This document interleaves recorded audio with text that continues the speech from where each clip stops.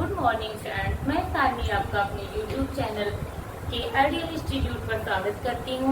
हम बच्चों पढ़ रहे थे वाक्य। वाक्य के दो प्रकार होते हैं। एक हमने पढ़ा रचना के आधार पर वाक्य, अब हम पढ़ रहे हैं अर्थ के आधार पर वाक्य। शब्दों के सार्थक समूह को बच्चों हम वाक्य कहते हैं। वाक्य के आधार पर वाक्य आपके 8 प्रकार होते हैं, तो आप कैसे याद रखेंगे? अर्थ के आधार पर कई भेद हैं, इसलिए आते अर्थ आते 8, आते अर्थ आते 8। तो अर्थ के आधार पर वाक्य 8 प्रकार के होते हैं। तो नंबर 1 हमारा है विधान सूचक वाक्य, नंबर 2 हमारा है प्रश्नवाचक वाक्य, नंबर 3 हमारा है निषेधवाचक वाक्य, नंबर 4 हमारा है विज्ञानबोधक वाक्य, नंबर 5 हमारा है संदेहवाचक वाक्य, नंबर 6 हमारा है इच्छावाचक वाक्य, नंबर 7 है संकेतवाचक वाक्य, नंबर 8 हमारा है आज्ञावाचक वाक्य। तो सबसे पहले हम बात करते हैं विधानवाचक वाक्य। बच्चों हम सबसे लास्ट में पढ़ते हैं। सबसे पहला हम पढ़ते हैं प्रश्नवाचक वाक्य। प्रश्नवाचक वाक्य बच्चों क्या होता है? ये ऐसे वाक्य जिसमें प्रश्नवाचक शब्दों का प्रयोग हुआ होता है, उन्हें हम प्रश्नवाचक वाक्य कहते हैं। प्रश्नवाचक वाक्य में बच्चों 2 चीजें याद रखना, एक प्रश्नवाचक चिन्ह का प्रयोग होगा और दूसरे प्रश्नवाचक शब्द। तो प्रश्नवाचक चिन्ह का प्रयोग बच्चों, प्रश्नवाचक चिन्ह ये है, और प्रश्नवाचक शब्द क्या होता है? कब, कब, कैसे, क्यों, क्यों, क्या, कहाँ, कब, कैसे, क्यों, क्या, कहाँ, ऐसे शब्दों का प्रयोग प्रश्नवाचक वाक्यों में होगा। एक एग्जाम्पल के तौर पर इसे हम समझते हैं बच्चों। एग्जाम्पल है हमारा प्रश्नवाचक वाक्य का कि तुम कहाँ जा रहे हो, तुम कहाँ जा रहे हो। जब भी किसी वाक्य में कहाँ, क्यों, कैसे, क्या, कब शब्द का प्रयोग हो, तो वहाँ पे हमें समझना चाहिए कि ये हमारा प्रश्नवाचक वाक्य है और इनमें ये प्रश्नवाचक चिन्ह जरूर लगा रहेगा। नंबर 2 हमारा है बच्चों निषेधवाचक वाक्य। नंबर 2 हम पढ़ते हैं निषेधवाचक वाक्य। इसे हम नकारात्मक वाक्य भी बोलते हैं, निषेधवाचक वाक्य। जैसे बच्चों इसके नाम से स्पष्ट हो जा रहा है, जिस वाक्य में कार्य के न होने का बोध हो, जिस वाक्य में कार्य के न होने का बोध हो, उसे हम निषेधवाचक वाक्य कहते हैं। इसमें इसकी पहचान है कि इसमें ना लगा हुआ होगा, कार्य को हमेशा ना करने की बात कही गई होगी। जैसे आज वर्षा नहीं होगी, जैसे कि उदाहरण लेते हैं, सीमा स्कूल नहीं जाएगी, सीमा स्कूल नहीं जाएगी, नहीं जाएगी। मोहन नहीं पढ़ेगा, मोहन नहीं पढ़ेगा। तो जिसमें नकारात्मक बात ना नहीं शब्द का यूज हुआ होगा वो हमारा निषेधवाचक वाक्य होगा। नंबर 3 हमारा आता है, नंबर 3 पे आता है हमारा विस्मयादिबोधक वाक्य। विस्मयादिबोधक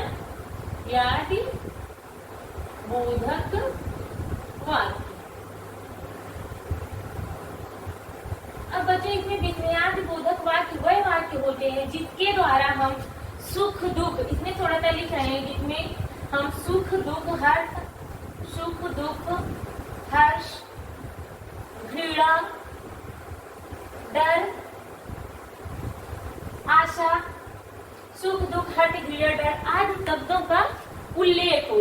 और विस्मयादिबोधक कुछ शब्द होते हैं, ये स्क्रिप्ट के रूप में लिखिए कौन से शब्द इसमें यूज होंगे। वाह, आह, ओह, छी, काश, ये आपके बच्चों क्या है? विस्मयादिबोधक शब्द हैं और विस्मयादिबोधक चिन्ह भी लगा रहेगा, ये आप ध्यान में रखिएगा। विस्मयादिबोधक जो वाक्य होंगे उसमें सुख दुख हर्ष घृणा डर की बात कही जाएगी और विस्मयादिबोधक शब्द होंगे वाह, आ, ओ, छी, काश आदि शब्दों का प्रयोग होगा।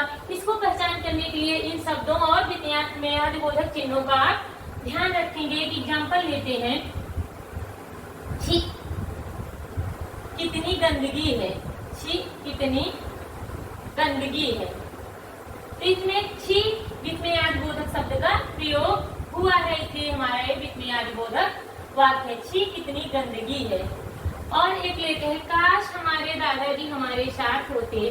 काश, ये देखिए बीच में ऐसे चिन्ह लगा रहेगा, काश हमारे दादाजी हमारे साथ होते। हमारे दादाजी हमारे साथ होते। हमारे साथ होते। काश हमारे दादाजी हमारे साथ होते। नेक्स्ट लिखते हैं बच्चों, नंबर 4 हमारा है संदेहवाचक वाक्य। नंबर 4 हमारा है संदेहवाचक वाक्य। नंबर 5 होगा हमारा ये संदेहवाचक वाक्य। बच्चों इसके नाम से ही स्पष्ट हो, जिसमें संदेह हो, शक हो, निश्चित ना किया गया हो कि ये है या नहीं है। संभावना व्यक्त, ऐसे वाक्य जिसमें संदेह या संभावना व्यक्त की जाती है उन्हें हम संदेहवाचक वाक्य कहते हैं। इसमें यह निश्चित नहीं होता है, शक होता है। इसकी ट्रिक है शक। शक याद रखिएगा इसमें कि किसी भी कार्य के होने न होने का ये शक होता है संदेहवाचक वाक्य में। मान लीजिए लिखिए शायद, इसमें शायद शब्द का प्रयोग, शायद या तो संभव ऐसे शब्दों का प्रयोग हो, शक या शायद शब्द का प्रयोग होगा। हो सकता है, ये सारे शब्द आपको देखने को मिलेंगे। और देखते हैं, शायद आज वर्षा होगी। शायद आज वर्षा होगी। कोई पता नहीं है वर्षा होगी कि नहीं, शायद हो जाए वर्षा। तो जब बात संदेहप्रद हो, निश्चित ना हो पाए कि यह होगा या नहीं होगा, तो हाँ हम संदेहवाचक वाक्य कहते हैं। मोहन, हो सकता है मोहन आए। हो सकता है मोहन आज आए। कोई श्योर नहीं है मोहन आएगा, हो सकता है आए, हो सकता है ना आए। अब नंबर 6 हम पढ़ते हैं बच्चों। नंबर 6 हमारा है इच्छावाचक वाक्य। इच्छावाचक वाक्य। इच्छावाचक वाक्य, जैसे इसके नाम से स्पष्ट हो जा रहा है बच्चों, इच्छावाचक वाक्य। तो ऐसे वाक्य जिसमें इच्छा आशा, ऐसे वाक्य जिसमें इच्छा आशा शुभकामना की गई, इच्छा आशा और शुभकामना की जाती है, शुभकामना की गई हो, की गई हो, इच्छा आशा या शुभकामना की गई हो, वहां पे इच्छावाचक वाक्य होता है। जैसे एक एग्जांपल लेते हैं बच्चों। एग्जांपल ये है, भगवान करें आप हमेशा खुश रहें। भगवान करें आप हमेशा खुश रहें। ये एक इच्छा दी जा रही है, कोई हम केवल अपनी इच्छा व्यक्त कर रहे हैं कि आप हमेशा खुश रहें। क्या होगा तो भगवान के हाथ में। भगवान करें आप हमेशा खुश रहें, खुश रहें, या आपकी यात्रा मंगलमय हो। आपकी, ये आपकी क्या है, इच्छा है, आपकी यात्रा मंगलमय हो, मंगलमय हो। जब भी कभी अपनी इच्छा आशा और शुभकामनाएं दी जाती है तो वहाँ पे इच्छावाचक वाक्य होता है। मुझे उम्मीद है कि ये सारे वाक्य आपको समझ में आ रहे होंगे। नेक्स्ट चलते हैं बच्चों हम संकेतवाचक वाक्य। नंबर 7 हमारा है संकेतवाचक वाक्य। संकेतवाचक वाक्य, संकेतवाचक वाक्य। संकेत का मतलब है कि बच्चों संकेत दिया जाए, संकेतवाचक वाक्य। इसमें बच्चों ये होता है वह वाक्य जिसमें एक कार्य का होना दूसरे कार्य पर निर्भर होता है, या किसी वाक्य को होने न होने के विषय में कुछ संकेत दिए जाते हैं, कुछ शब्द दिए जाते हैं। पहला कार्य जो होता है वो दूसरे कार्य पर निर्भर होता है। इसमें जैसे इसमें कुछ शब्द होते हैं, टिक के रूप में आप लिखिए, बातें होंगी, पहली बात पूरी होगी तो दूसरी बात होगी, तो दूसरी बात होगी।